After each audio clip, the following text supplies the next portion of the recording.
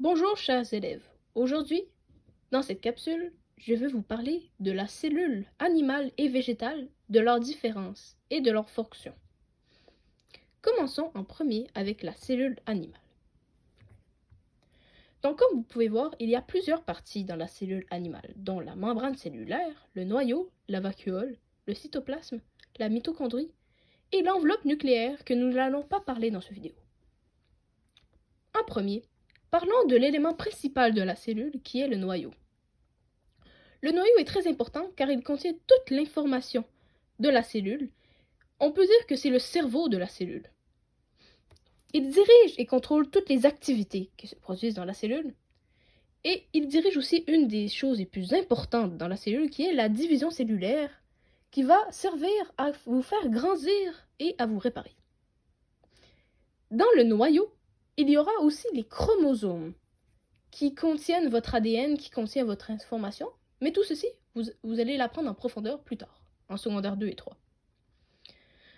Maintenant, parlons des vacuoles. Les vacuoles sont un sac situé dans le cytoplasme servant à entreposer des substances comme de l'eau, des nutriments ou des déchets toxiques. Il y a plusieurs petites vacuoles dans la cellule animale. C'est une des différences entre la cellule végétale et animale. Maintenant, le cytoplasme. Le cytoplasme est un liquide présent dans toute la cellule, servant à garder tout en place et d'éviter les coups durs. Il est impliqué dans les échanges de la cellule. Les substances peuvent voyager entre le cytoplasme et le noyau et entre le cytoplasme et à l'extérieur de la cellule. Maintenant, parlons des mitochondries. Les mitochondries sont C'est dans les mitochondries que se produit la respiration cellulaire. Elles convertissent l'énergie qui provient des sucres contenus dans la nourriture, donc le glucose, pour la rendre utilisable pour la cellule. Et la dernière chose que nous allons parler dans la cellule animale, c'est la membrane cellulaire. La membrane cellulaire entoure le cytoplasme.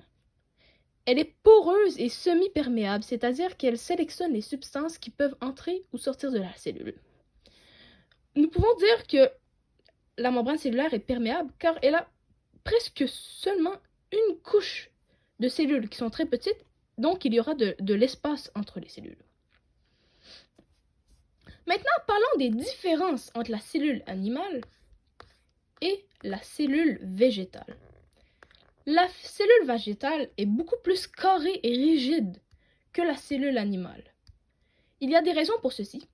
Car une des trois différences entre la cellule animale et végétale est la paroi cellulosique que la cellule animale n'a pas. Cette paroi va servir à garder la cellule plus compacte et plus solide. La vacuole de la cellule végétale est beaucoup plus grosse, comme vous pouvez le voir ici, comparée à la cellule animale qui est séparée en plusieurs, et la cellule végétale n'en a qu'une.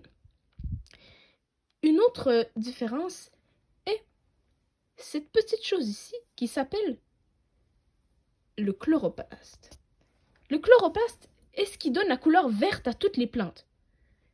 Le chloroplaste, c'est un peu le sang, et sa fonction est très spécifique. Le chloroplaste sont des petites bulles vertes situées dans le cytoplasme. Leur couleur verte est attribuable aux pigments qu'elles contiennent, le chlorophylle qui est le sang de la cellule. Ils absorbent la lumière du soleil pour faire la photosynthèse. Vous connaissez probablement la photosynthèse qui sert à transformer l'énergie en sucre et en énergie. Donc j'espère que je vous ai appris quelque chose et que vous allez réussir à votre examen. Merci, je m'appelle Louis-Jean. Bonne journée.